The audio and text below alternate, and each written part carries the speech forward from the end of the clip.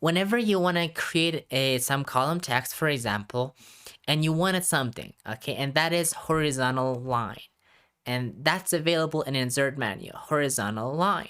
So for example, you write the title and you just go and I'm gonna go with the lorem ipsum and copy and paste it, okay, for sake of time.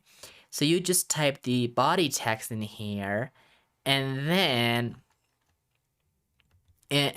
whenever you somehow want to create a horizontal line, how you can do it. So it's very easy. We're gonna go to and I'm gonna paste it right now. So I want to just create a horizontal line after title, or maybe just this bottom.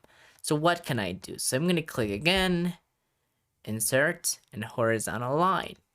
All right, so that is it. So it's very easy and everyone can do it for now. So it looks and it makes the document look better and amazing and each time. So use that wisely whenever you needed some horizontal line. All right.